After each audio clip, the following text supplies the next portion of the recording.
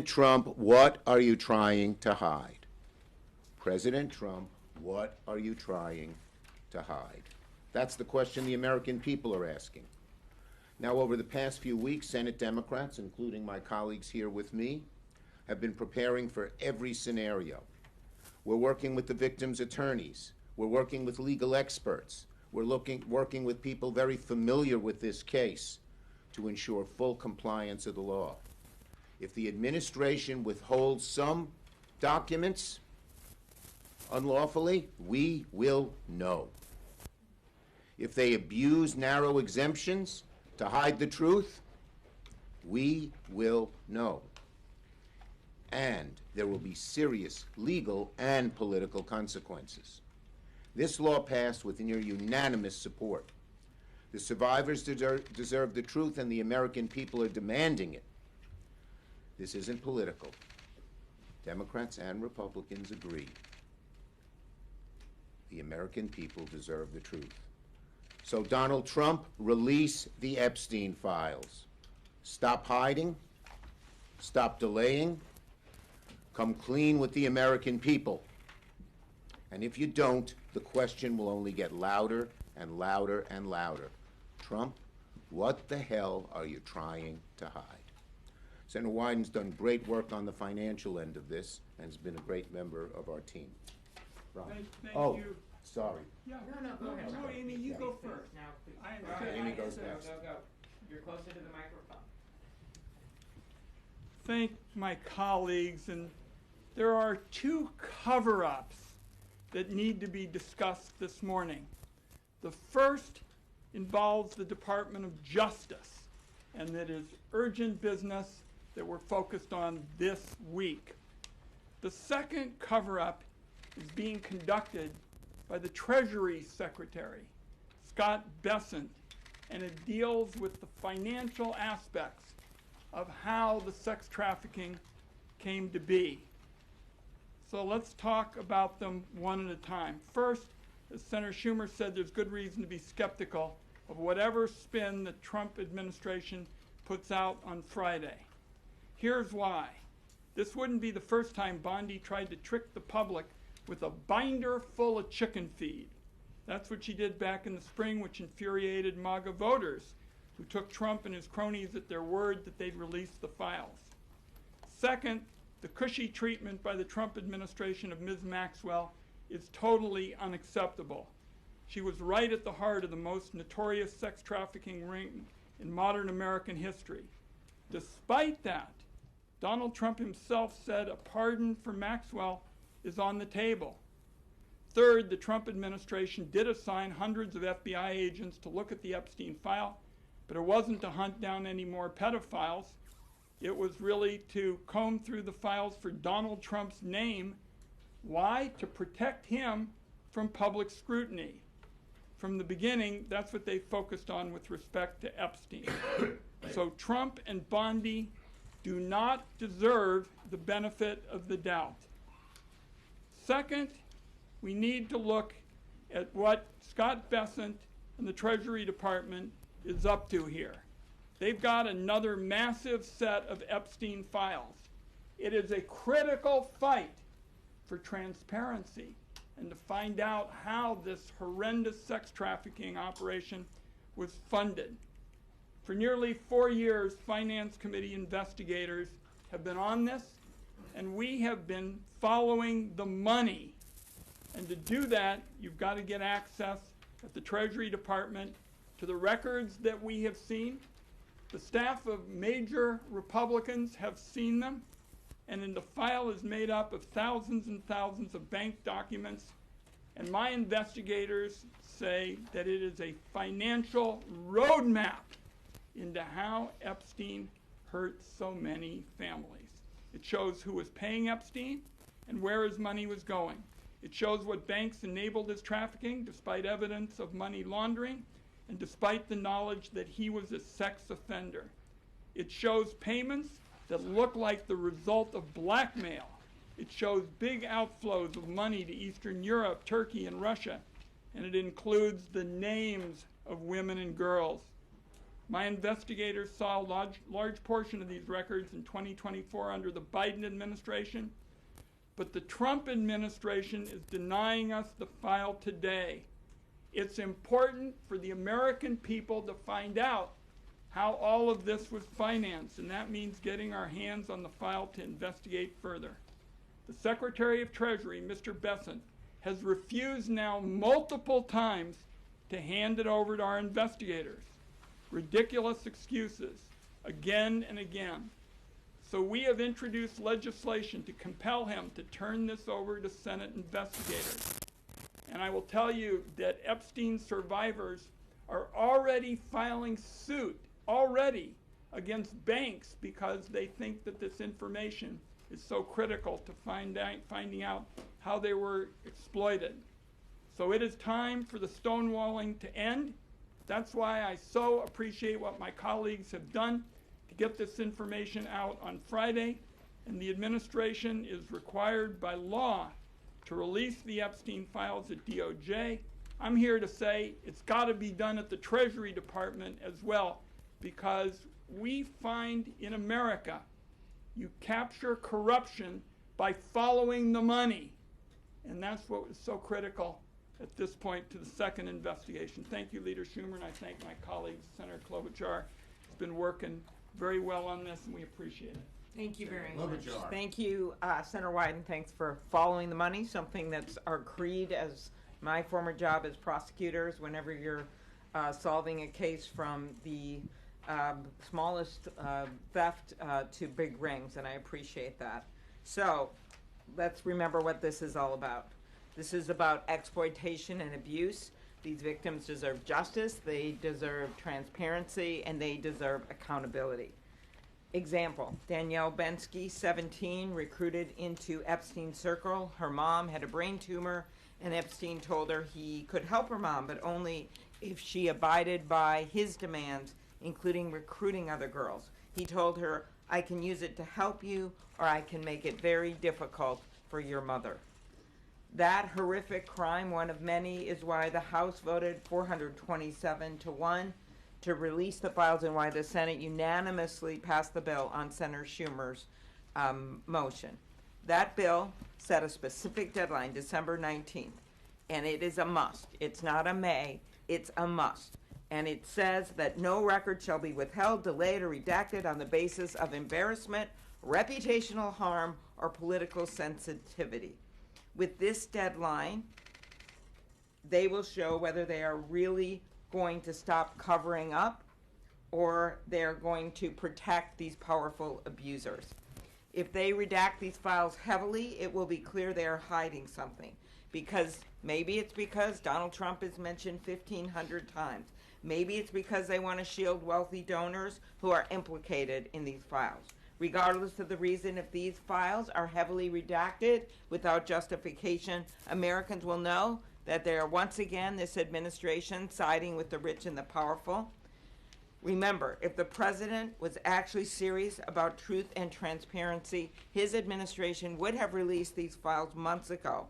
All the way back in March, the Attorney General said everything is going to come out to the public. The public has a right to know. It's been 9 months. 9 months. And if the administration withholds or heavily redacts these records, it will be clear whose side they are on. We know the money, follow the money. They haven't released those yet. And then when it comes to this, they literally have the power of the entire Congress telling them, get them out there now. That's what these next few days will tell us. And with that, I turn it over to my colleague who's been working on this for months and been right out front on it, Senator Merkley. We smell a rat. Why? The president campaigned on releasing the files. Pam Bondi assured everyone the files would be released. Kash Patel said the files will be given to the public. And yet here we are. Not a single bit of these files has been released. And then what happened? Well, we had over in the House bipartisan leadership with Ro Khanna and Thomas Massey and a discharge petition And as the discharge petition started to reach the critical number required, the House went on 8 weeks of vacation in order to avoid releasing these files. That's never happened in American history. And then we find, as they were coming back, what happened? An announcement that some new investigations were being launched. That was on November 14th. And on the evening of the 18th, Senator Schumer went to the floor, asked for unanimous consent that the bill from the House be deemed passed when it arrived in the Senate, and unanimous consent was secured from all to send this message. And what happened the next day? Pam Bondi gets up and says, we have this new information to justify new investigations. The timing of that's awfully suspicious. So the leaders in the House and the Senate demanded a meeting. We wrote to Pam Bondi, Ro Khanna, Tom Massey, myself, Ben Ray Lujan, and we were joined, and I welcomed the bipartisanship of Senator Murkowski to say, we want to know what you're up to. Meet with us and explain these new investigations. What is this new evidence? What are you undertaking? And how are you setting forward a plan to make sure all the documents are released on the 30-day notice? We got a response. The response was, we acknowledge receipt of your letter. That's it. So one of the things to watch for is the argument that vast sections had to be redacted in some cases to defend the integrity of some newly invented investigations. One way or another, we anticipate that Trump is going to continue to hide the files that should be released. We must not let it happen. We must not let it happen because we are about accountability for the perpetrators and justice for the victims, and that will not happen unless there is transparency and the documents are released in whole. Thank you. Senator Blumenthal. Yes, thanks to my colleagues, most especially to Senator Schumer for being so steadfast and unyielding. I think we need to recognize why we are here. We are here because of the survivors. Because of the survivors pursuing relentlessly the hideous cause of their victimization, Epstein, but also the rich and powerful people who were Epstein's benefactors and his enablers. The survivors created that public pressure that led to the law forcing release of these documents. Donald Trump must listen to the survivors, and we will know what they are concealing because of the survivors. Your question may be, how do you know that they're hiding stuff? The survivors will give us the knowledge we need to pursue the truth. They have been about the truth from the very start, and their truth has to prevail. Thank you. And so, as I mentioned, we've had a task force of 13 members. We've divided up in different groups because we know, we believe that they will not give full, open disclosure where there's great accessibility. What is Trump hiding? We're going to find out everything that he hides, that he has hidden. Not just not releasing the report, but once he releases the report, what else he is hiding. And that's why we assembled this task force, and we've had great success, great help from the survivors and their lawyers, from others who have prosecuted. Ron's done a great job on the financial end of it. We're going to find everything out. He can run, he can hide. Questions on this subject? Yes. What is your sense in terms of the time frame? Is it end of day on Friday, or is it like when you need to have these documents? And if you don't, is there a legal recourse that you are already planning? Okay. The first question. We don't know when exactly they'll release it. They may try to do it at 11:59 p.m. They have to do it by the 19th. That's the law. If they don't release the documents, there's going to be such an outcry from one end of America to the other that I think they'll be forced to do it. just as they've resisted all along, but we're at this point, the public pressure, you know, as Abe Lincoln said, public sentiment is everything. You've rarely seen so many different political wings of each party come together and say we need this. So we believe they'll be required to do it. Obviously, we would pursue every legal, legislative, and administrative way to get this done as well, but public pressure will be everything. Yes? How are you planning on addressing this if they do release it and it's so heavily redacted that there's nothing that's underneath it? Well, the people who wrote the legislation drafted it very carefully. We've been consulting our lawyers on just that issue, and we will be able to first make the point that some of the redacted stuff doesn't have to, much of the redacted stuff doesn't have to be redacted, and we'll have chapter and verse on that. And second, we will be prepared to argue that in court. But again, our number one ally in this is the American people, and they are going to demand that it be released. And when we say this and this and this shouldn't have been redacted, what are they hiding there? It's going to increase a lot of heat on them. And clearly, as Senator Schumer knows, having met with them, the victims are not also going to allow this to happen. Right. They're going to be leading the way. They want to know what's in these documents. Yep. The victims are already filing lawsuits using the information we've gotten. They are not going to let this just go by the board. Yes. What is your plan for making progress on Senator Wyden's bill with regard to Treasury? Well, why don't I call on Senator Wyden? We're going to keep pushing to find out what is behind Scott Bessent's stonewalling. The fact of the matter is, on Valentine's Day, before the administration, the Biden administration left, we went to look at the SARS, these suspicious activity reports, and we had the staff of senior Republicans, and we're going to keep pushing on a bipartisan basis to A, get all the facts out, because as Senator Schumer has said, this is not a blue and red fight, and B, to make the reforms that are necessary so this never happens again. Too many banks looked the other way. Too many auditors decided this wasn't important. This was again and again a textbook case of disinterest in suffering and families and young girls, and we're not going to let it happen again. We're also not going to bifurcate this. It's part of one large investigation, one large disclosure. And just as we will do everything we can to alert the public what has happened on the non-financial parts of the documents, with all the horrible things that they did to these women, we're going to continue to keep pressure on the financial parts too. Yes.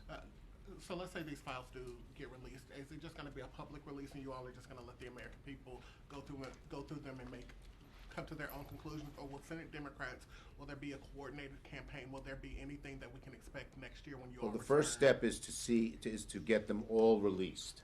That will be our first job.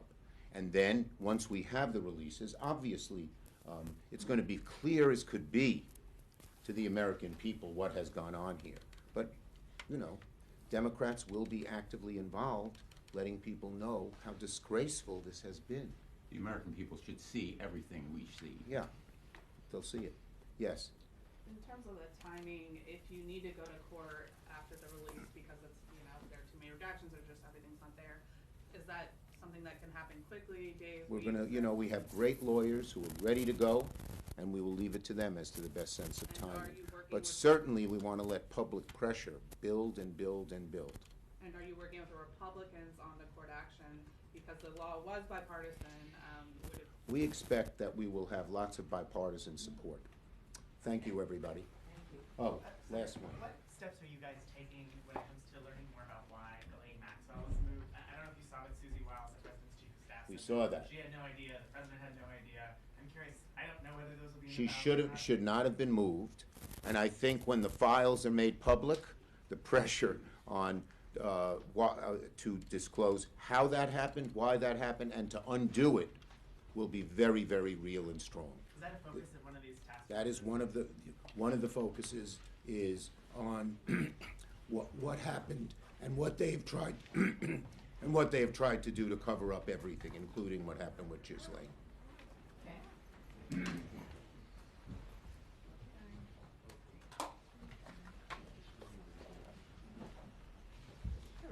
everybody, you should know we expect to have some more information tomorrow on an additional piece of how outrageous the financial abuse that Epstein